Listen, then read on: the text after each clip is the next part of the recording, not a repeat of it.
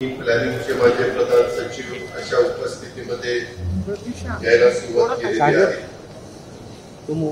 पहिले 3 दिवस मुंबईमध्ये सोमवार बैठका घेतल्या. मुंबईमध्ये व्हिडिओ कॉन्फरन्सिंगच्या द्वारे आम्ही सगळ्यांनी संपर्क साधला आणि त्यांचं म्हणणं ऐकून घेतलं. त्यांची डीपीसीच्या संदर्भातला आम्ही त्यांना पुढच्या वर्षीच्या करता साधारण किती जिल्हा नियोजनच्या करता पैसे तुम्हाला दिले जाणार आहेत आणि त्याच्यामध्ये तुमचं कसं तुम्ही गणित बसवणार आहात त्याच्याबद्दलची माहिती मागवली होती. बहुतेकांनी माहिती दिली, परंतु प्रत्येकाची अपेक्षा अशी मला जाणवली की आम्हाला जास्तीचा निधी मिळाला पाहिजे. आज मी पुण्यामध्ये आलो. पुण्यामध्ये येण्यामागचं कारण म्हणजे कोल्हापूर, सांगली, सातारा, सोलापूर, पुणे हे इथं घ्यावं असं माझं ठरलेलं होतं. परंतु आज आपले पुण्याचे जिल्हाधिकारी त्यांना दिल्लीला जावं लागलं आणि विक्रम कुमार, शेखर सिंग बरेचसे अधिकारी दिल्लीला गेले. आज देश पातळीवर केंद्र सरकारच्या स्वच्छ सर्वेक्षण 2023च्या पुरस्कारामध्ये महाराष्ट्राने बाजी मारलेली आपल्या सगळ्यांच्या लक्षात आलं असेल.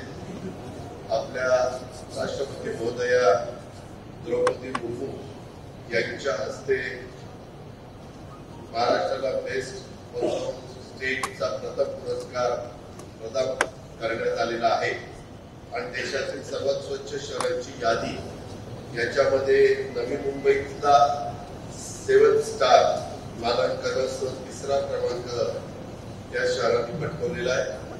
1 लाखाहून कमी लोकसंख्या असणाऱ्या शहरांच्या मध्ये आपली सासवडच्या नगर परिषदेने प्रथम क्रमांक आणि लोणावळा शहरांनी 3य क्रमांक मिळवलेला आहे. पुणे महानगरपालिकेला देखील 5 स्टार मानांकन, पिंपरी चिंचवड 5 स्टार मानांकन, वॉटर प्लस मानांकन मिळालेलं आहे. याशिवाय 1 लाखाहून कमी लोकसंख्या असलेल्या शहरांमध्ये सासवड, लोणावळा, त्याच्यासह कराड, पाचगणी आणि विटा यांनी स्वच्छ शहरांचे पुरस्कार पटकावलेले आहेत. तर गडिंग्लज, विटा, देवळाली आणि सिल्लोड या शहरांनी मानांकनात स्थान मिळवलेले. त्यामुळे जर आपण बघितलं तर देशातल्या पहिल्या 10 उत्कृष्ट स्वच्छ शहराच्या यादीमध्ये आपल्या महाराष्ट्राचे 8 शहरांनी स्थान मिळवून अभिमानास्पद अशा प्रकारची कामगिरी केलेली आहे. त्याबद्दल त्या सर्व नागरिकांचं, त्या शहरातल्या सर्व अधिकाऱ्यांचं, लोकप्रतिनिधींचं, पदाधिकाऱ्यांचं, सगळ्यांचं मनापासून अभिनंदन करतो. सातत्याने टिकवलं गेलं पाहिजे. पुढच्या वेळेस आणखी चांगलं काम सर्वांनीच त्या ठिकाणी केलं पाहिजे अशाही प्रकारची अपेक्षा व्यक्त करतो. परंतु कालाचा तुरा या निमित्तानं महाराष्ट्राच्या त्याचबरोबर मी मगाशी तुम्हाला सांगत होतो की मला शेवटी आज जिल्हाधिकाऱ्यांना जायचं म्हटल्यामुळं डीसीवर टाकली आणि काल मी चंद्रकांत दादा पाटील, दिलीप वळसे पाटील, नीरवताई गोरे आम्ही सगळेच मुंबईमध्ये होतो. त्याच्यावरती डीसीवर घेतली आणि तिला ज्या काही गोष्टी त्याच्यात मान्यता द्यायच्या असतात त्याच्यात मान्यता दिलेल्या आहेत. आता माझ्या 36 जिल्ह्यांच्या पैकी 35 जिल्ह्यांच्या मीटिंग्स पूर्ण झालेल्या आहेत. आत्ताच तुमच्या समोर शेवटचा सेकंड लास्ट जिल्हा म्हणून कोल्हापूरची मी चर्चा केली आणि पुण्याचं आता एक राहिलंय ते मी मुंबईतूनच VCवर ज्यावेळेस कलेक्टर येतील त्यावेळेस सोमवारी किंवा मंगळवारी त्याबद्दलची चर्चा केली जाईल.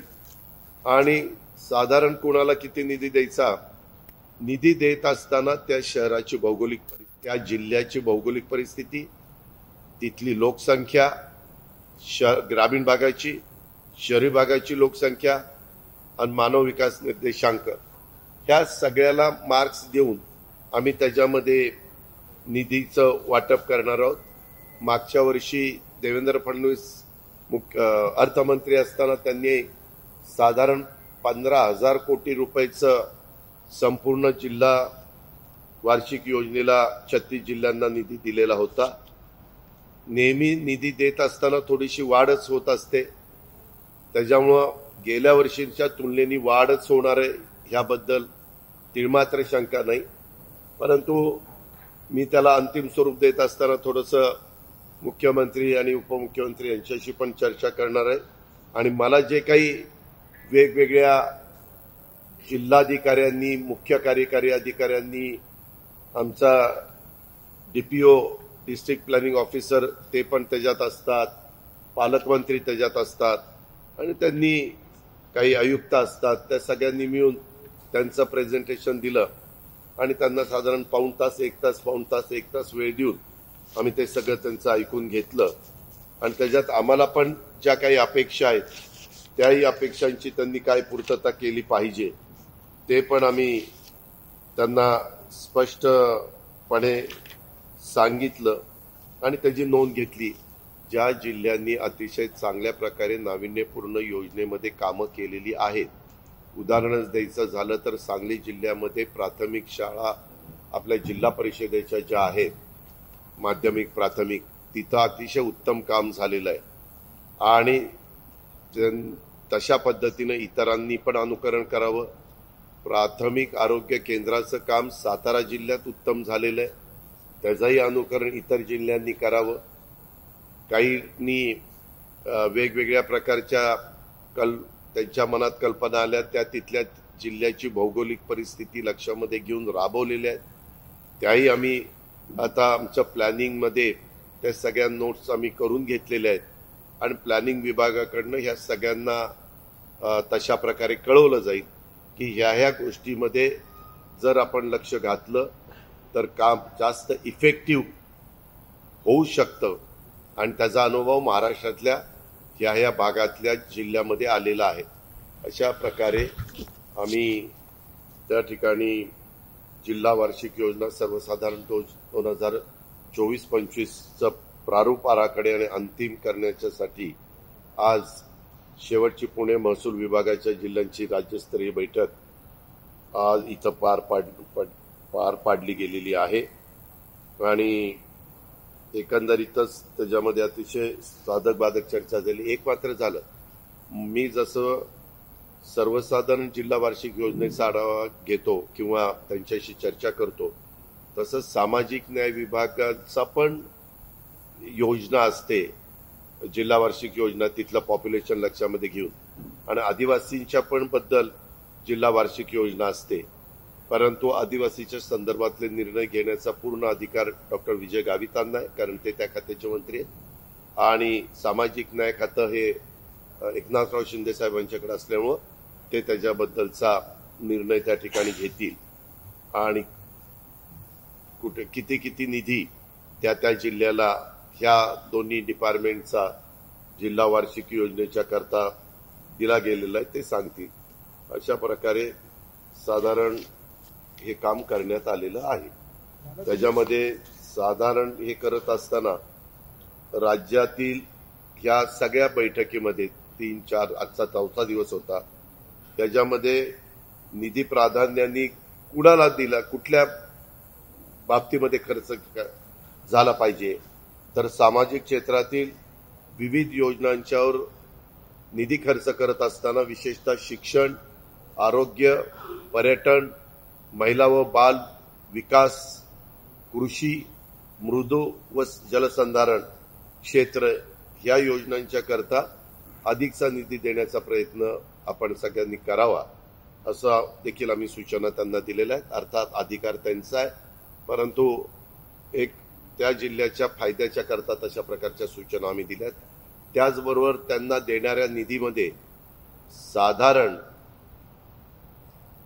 24% निधी आम्ही वेगवेगळ्या, म्हणजे पोलीस यांच्याकरता 3% निधी, महिला व बाल विकास करता काही 3% निधी, शिक्षणाच्या करता शालेय शिक्षण त्यांच्याकरता 3% निधी, नाविन्यपूर्ण करता 5%, असा साधारण 24% वेगवेगळ्या विभागाच्या करता निधी तुम्ही खर्च करायचाच. आणि मग बाकीचे राहिलेले 76% हा त्यांनी रस्ते असेल, त्यांना वीज असेल, जे काही त्यांना मूलभूत गोष्टी वाटतात त्या जिल्ह्याच्या दृष्टिकोनातनं पालकमंत्र्यांना आणि लोकप्रतिनिधींना त्यांच्या सूचनेचा आदर करून तशा प्रकारच्या गोष्टी केल्या जातात. आम्ही एक गोष्ट याच्यामध्ये ही पण आतापासूनच त्याला तयारीला लागलेलो आहे. 2028 पर्यंत राज्याची अर्थव्यवस्था साधारण $1 ट्रिलियन करण्याचं ध्येय आम्ही ठेवलेलं आहे. देशाचे पंतप्रधान मोदी साहेबांनी आपल्या देशाची अर्थव्यवस्था $5 ट्रिलियन ठेवण्याचं त्यांनी उद्दिष्ट ठेवलेलं आहे. आज आपण जगामध्ये 5व्या क्रमांकावर आहे, ते 3ऱ्या क्रमांकावर आणायचा त्यांचा प्रयत्न आहे. हा प्रयत्न करत असताना देशाची आर्थिक राजधानी म्हणून महाराष्ट्राकडे बघितलं जातं, महाराष्ट्रातल्या मुंबईकडे बघितलं जातं. त्याच्यामुळं महाराष्ट्राने $1 ट्रिलियन पर्यंत करण्याचं ध्येय हे आपण ठेवलंय. त्याच्यामध्ये साधारण खाजगी गुंतवणूक आकर्षित करणं, निर्यात वाढवणं, पर्यटन सर्किट विकसित करणं, कौशल्य विकास, रोजगार निर्मिती इत्यादी करता वेगवेगळ्या प्रकारच्या योजना आखणं, जिल्ह्यातील आर्थिक विकास होण्याच्या दृष्टीनं केंद्राच्या ज्या विविध लाभदायक योजना आहेत त्या योजनांमधून अधिकाधिक निधी मिळवण्याचा प्रयत्न करणं, त्या निधीचा अभिसरणाद्वारे वापर करावा जेणेकरून जिल्ह्याच्या आर्थिक विकासात मोलाची मदत होईल आणि पर कॅपिटा उत्पन्न वाढायला पण मदत होईल आणि त्याच्यातून $1 ट्रिलियन पर्यंत पण पोहोचवायला 2028 पर्यंत त्याच्यामध्ये हातभार लागेल. अशाही प्रकारच्या सूचना त्यांना दिल्या. तसंच देशाचे पंतप्रधान नरेंद्र मोदी साहेबांनी त्यांच्या काही महत्वाकांक्षी योजना आहेत. तुम्ही आता बघता जाहिरात रूपाने वेगवेगळ्या ठिकाणी गाड्या सोडलेल्या आहेत. प्रत्येक गाडी त्या गावामध्ये जाते, साधारण ती ॲडव्हर्टाईज करते की कुठल्या योजना आहेत, काय आहेत, लोकांना कळण्याच्या करता महाराष्ट्राच्या आणि केंद्राच्या त्या योजना नीती आयोगामार्फत संनियंत्रण करण्यात येत आहेत आणि त्याच्यात केंद्र शासनाच्या योजनांची आम्ही यादी पण त्यांना दिलेली आहे आणि ती अधिकची माहिती देऊन त्यांना मी असं सांगितलेलं आहे की ज्यावेळेस देश पातळीवर प्रत्येक राज्याचा आढावा पंतप्रधान घेतात त्यावेळेस आपलं महाराष्ट्र हे वरच्या क्रमांकावर ह्या सगळ्या योजना राबवण्याच्या बाबतीमध्ये आहे हे त्यांना दिसलं पाहिजे. अशा पद्धतीनं त्यांच्या लक्षात आलं पाहिजे.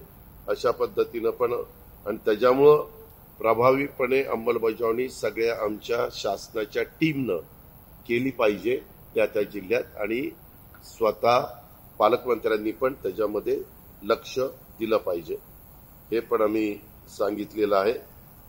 नाविन्यपूर्ण योजनांच्यासाठी जो राखीव निधी ठेवण्यात येतो तो राखीव निधीतून स्थानिक गरजा त्यांनी विचारात घ्यायच्या.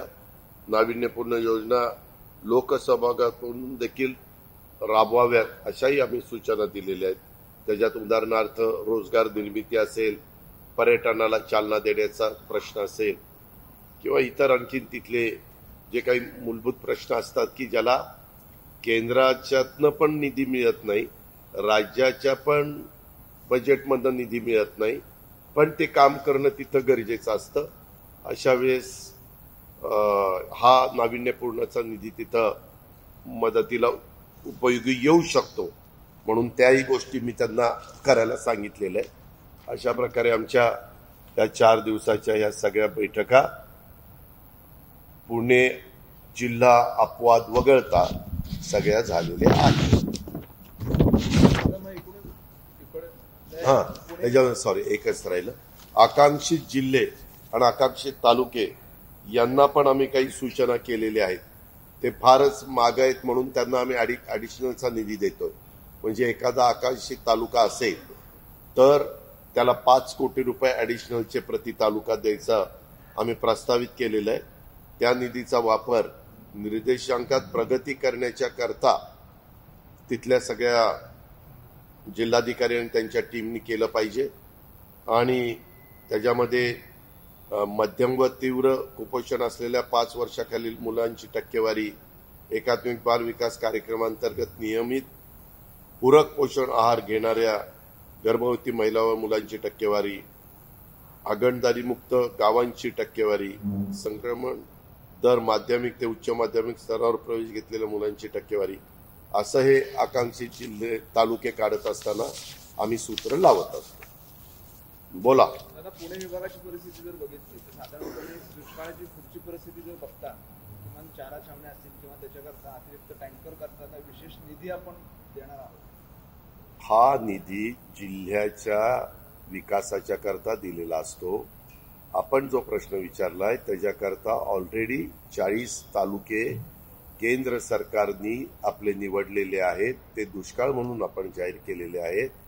आणि त्याच्यातनं मंडळं, म्हणजे काही आमदारांचं म्हणणं होतं, काही मंत्र्यांचं म्हणणं होतं की आमचा तालुका वगळला गेला, परंतु आमच्या तालुक्यातली काही मंडळं ही दुष्काळामध्ये, म्हणजे दुष्काळी परिस्थिती तिथं आहे आणि त्याच्यामुळे तिथं तसा निर्णय घ्यावा म्हणून राज्य सरकारने स्वतःच्या ताकदीवर जसं दुष्काळाच्या बद्दल जी नियमावली असती, कुठल्या कुठल्या गोष्टीला लाईटचं बिल किती टक्के भरायचं, व कर्जाचं कसं पुनर्गठन करायचं वगैरे वगैरे, अशा त्याच्यात 8 वेगवेगळ्या प्रकारच्या मदत केली जाते. तशा प्रकारे ह्या मंडळांना पण मदत पुनर्वसन मंत्र्यांच्या अध्यक्षतेखाली एक कमिटी आहे, ती बसली होती. त्याच्यामध्ये कृषी मंत्री, महसूल मंत्री, पाणीपुरवठा मंत्री अशा वेगवेगळे मंत्रीगण आहेत आणि त्यांनी तो निर्णय घेतला. कॅबिनेटने त्या गोष्टीला मान्यता दिलेली आहे. हा आजचा निधी आहे, हा वर्षभराच्या कामाच्या करता असतो. तरी पण आता मी फेब्रुवारीमध्ये वोट अँड अकाउंट सादर करीन आणि त्याच्या वेळेस विधिमंडळामध्ये एप्रिल, मे, जून 3 महिन्याच्याच खर्चाला मान्यता घेईल आणि मग लोकसभेच्या निवडणुका होईल. ज्यावेळेस सरकार नवीन तिथं अस्तित्वात येईल, त्या आलेलं सरकार हे अर्थसंकल्प देशाचा सादर करेल. त्यावेळेस त्या अर्थसंकल्पात वेगवेगळ्या राज्यांना किती निधी दिलेला आहे, मॅचिंग ग्रँट असतात, कधी 50-50, 75, 25, 60, 40 वगैरे वगैरे, ते मग आपल्याला आपला अर्थसंकल्प सादर करत असताना त्याच्यात इन्क्लूड करावं लागतं. मग जमा ती दाखवावी लागते, खर्च तो दाखवावा लागतो. अशा पद्धतीनं आपला अर्थसंकल्प जूनमध्ये, म्हणजे आत्ताचं वोट अँड अकाउंट आणि नंतर जूनमध्ये अर्थसंकल्प आम्ही सादर त्या ठिकाणी करू. पण ह्या वर्षभराच्या काळामध्ये 1 एप्रिल 2024 ते 31 मार्च 2025 त्याच्यात 2 निवडणुका लोकसभा आणि विधानसभेच्या येणार आहेत. ह्यामध्ये 2-2 महिने तरी कमीत कमी आचारसंहितेला आणि निवडणुकीला लागतील आणि त्याच्यामुळे त्या काळामध्ये बरीच बंधनं येतात आचारसंहितेची. म्हणून आचारसंहिता नसणारे महिने हे 7 ते 8च आपल्याला मिळतात.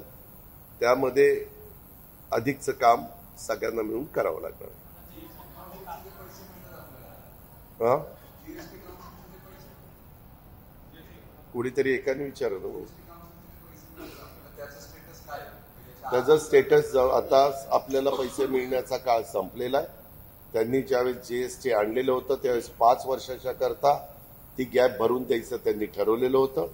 आम्ही जीएसटी काउन्सिलला अशी मागणी केली सगळ्यांनी की बाबा कोरोनाचे 2 वर्ष मध्ये गेली तर ती धरू नयेत, त्याच्यापेक्षा 5च्या ऐवजी 7 वर्ष वाढवावं.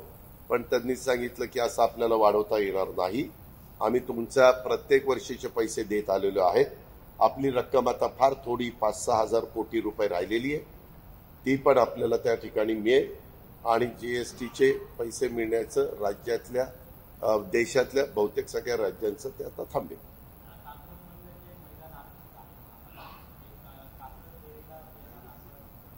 मला माहित नाही, मला माहित नाही. मी सांगितलं ना मला माहित नाही.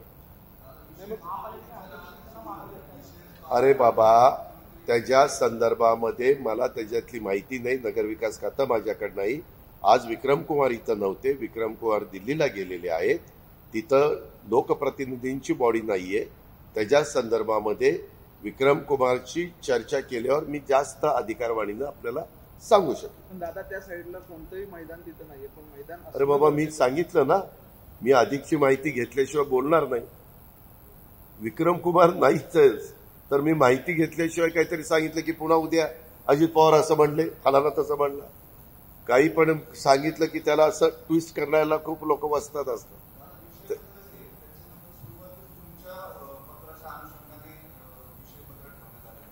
जरी काही असलं तरी मी उत्तर दिलेलं आहे. विक्रम कुमारला विचारल्यानंतर मी उत्तर देईन.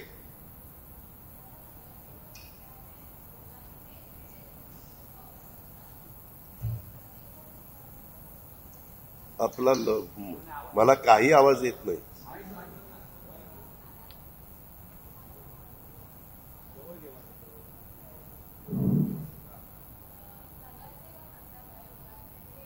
नगरसेवक आहे.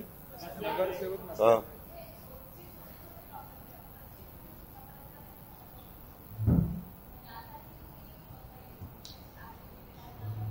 असं काही आदेश दिलेले नाहीत.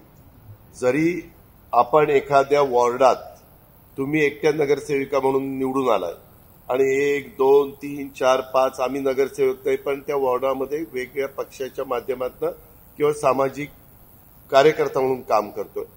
नगरसेवकच त्याला पाहिजे असं काही नाहीये. कितीतरी असे तुम्हालाही माहिती आहे, मलाही माहिती आहे की पुण्यामध्ये अशा NGOs, असे कार्यकर्ते, अशा संघटना इतक्या आहेत की ते स्वतः जाऊन शिष्टमंडळाच्या रूपाने किंवा अधिकाऱ्यांशी व्यवस्थितपणे बाबा ही आमची अडचण आहे ती त्या ठिकाणी सांगू शकतात आणि ते सोडू शकतात. अधिकाऱ्यांना पण त्यांचं ऑफिस टायमिंगमध्ये जे नागरिक येतात त्यांना तर भेटणं त्यांचं कामच आहे. आणि ज्याला पुढं नगरसेवक व्हायचंय तोही प्रयत्न करतच असतो की लोकांचे प्रश्न घेऊन जाणं, ते सोडवण्याचा प्रयत्न करणं. आता उदाहरण द्यायचं झालं तर भारतीय जनता पक्ष असेल, राष्ट्रवादी असेल, शिवसेना असेल, हे जे पण काही कार्यकर्ते तेही प्रयत्न करतायत, काँग्रेसचे पण कार्यकर्ते प्रयत्न करतात. असे सगळेच आपल्या आपल्या परिणामी ज्यांचा राजकीय पक्षाशी संबंध आहे असे पण प्रयत्न करत असतात.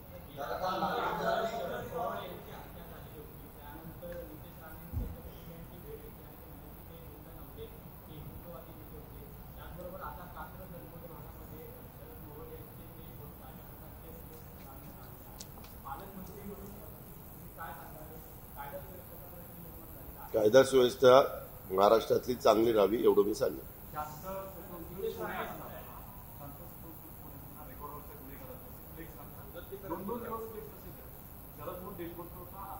मी आज सकाळी लवकर येणार होतो, माझे सकाळपासून कार्यक्रम होते, परंतु उद्या देशाचे पंतप्रधान मोदी साहेब हे सकाळी नाशिकला येत आहेत. नाशिकमध्ये दुपारपर्यंत आहेत. दुपारनं ते नव्या मुंबईच्या परिसरामध्ये नावाशेवा शिवडी ब्रिज वगैरे असे कार्यक्रम घेतलेले. त्या सगळ्या कामामध्ये आम्ही सगळेजण होतो. त्याच्यामुळे मला सकाळी यायला इथं उशीर लागला. मी आज डायरेक्ट आलो तसं इथं 2 वाजता आलो. तर हे जे काही आपण आता सांगितलेलं आहे ती माहिती मला आधीची मिळाली. मी इथनं उठल्यानंतर CPला माझ्या पद्धतीनं सूचना करेन.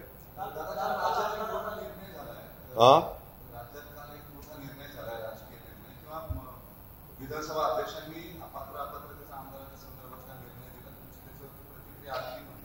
काय प्रतिक्रिया त्याच्या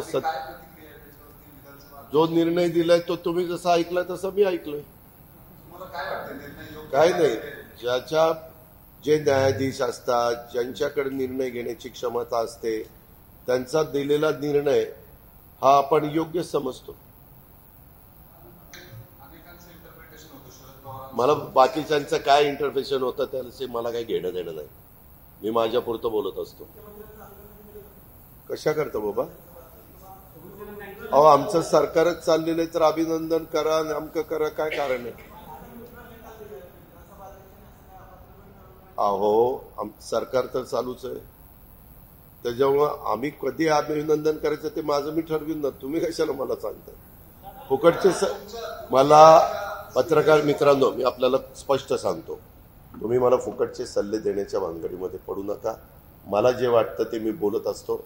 आत्ता मी फक्त आणि फक्त तुम्ही दुपारपासून इथं थांबला होता. मला माझ्या कोणी सांगितलं की पत्रकार मित्र थांबलेले आहेत. मी गाडीत बसून निघालेलो होतो कारण मला मुंबईला लगेच जायचं आहे. उद्या सकाळी 8 वाजता का 8:30 वाजता CM साहेबांचा टेक ऑफ आहे. मी देवेंद्रजी त्याच विमानामध्ये आहे. त्याच्यावर तेही काम आमच्या दृष्टीने महत्त्वाचं आहे. पण तुम्ही थांबलाय तर साधारण 36 जिल्ह्यांच्या बद्दलचा काय आढावा काय नाही ते सगळं सांगण्याच्या करताचा मी प्रयत्न केलेला आहे. आणि कशा मीटिंग झाल्या काय काय झालं हे सगळी पार्श्वभूमी सांगितलेली. इतर पालकमंत्री म्हणून तुम्ही जी काही माझ्या लक्षात आणून दिलं कायदा सुव्यवस्थेच्या दृष्टिकोनातनं ते मात्र मी किंवा काही हे लागलेले आहेत बोर्ड लागलेले आहेत किंवा फ्लेक्स लागलेले आहेत त्याच्याबद्दल तुम्ही सांगितलेलं. मी आता गाडीत बसलो की लगेचच CPला फोन करून दोन्ही CP 2 CP आणि 1 SP या तिघांना पण त्या बाबतीमध्ये सांगेन. आणि मी नेहमीच सांगत असतो कुणी राज्यकर्ते असले तरी कुठल्याही राज्यकर्त्यांना आपल्या आपल्या राज्यामध्ये कायदा सुव्यवस्था चांगली ठेवावीच लागते. ती चांगली राहण्याच्या करताच प्रत्येकजण प्रयत्न करत असतो. आता तुम्ही आपल्याला इतक्यादा म्हणजे माझा स्वभाव स्ट्रेट फॉरवर्ड आहे. इतक्यादा तुम्ही XYZचं नाव घेता आणि म्हणता ते असं म्हणले ते तसं म्हणले मला काय घेणं देणं आहे. त्यांचं मत त्यांनी व्यक्त केलंय. मी माझी मतं तुम्हाला सांगायला बसलोय. मी राज्याचा उपमुख्यमंत्री म्हणून जे काम करतोय त्या कामाच्या संदर्भामध्ये माहिती द्यायला तुम्हाला बसलोय. बाकीचे आता एवढे मोठे चॅनल एवढे सगळे पत्रकार प्रिंट मीडिया इलेक्ट्रॉनिक मीडिया एवढ्या मोठ्या महाराष्ट्रामध्ये अनेक जण कुणीतरी बोलणार काहीतरी करणार काही ना तर रोज वाचाळवीर तर आपल्याकडे भरपूर आहे. रोज वाचाळवीरांना काही ना काही स्टेटमेंट केल्याशिवाय त्यांना झोपच येत नाही. आता त्या प्रत्येक वाचाळवीरांच्या करता उत्तर देणं हे काय माझं काम नाही. मग तुम्ही म्हणाल ते काम कोणाचं आहे. ज्या त्या पक्षांच्या प्रवक्त्यांचं आहे. ते त्या पद्धतीनं उत्तर देतात किंवा ज्यांना अशा प्रकारची माहिती घेतल्यानंतर किंवा मिळाल्यानंतर लगेच त्याला काउंटर उत्तर देणं समाधानाचं वाटतं ते उत्तर देतात. मला कामामध्ये रस आहे. मी पहिल्यापासून तुम्हाला सांगितलंय की मी सकाळपासून जे काम करायला सुरुवात करतो आपला जास्तीत जास्त लोकांचे प्रश्न कसे सोडवता येतील आपल्याला ज्या काही पदाची संधी मिळालेली आहे त्या संधीच्या माध्यमातून लोकांचे अनेक अडचणी असतात. कधी तुमच्यासारखे पत्रकार मित्र काही गोष्ट लक्षात आणून देत असतात. कधी आमच्या कामामध्ये लक्षात येतं की इथं असं केलं पाहिजे. ह्या पद्धतीनं मी काम करत असतो. धन्यवाद. ABP माझा उघडा डोळे बघा नीट.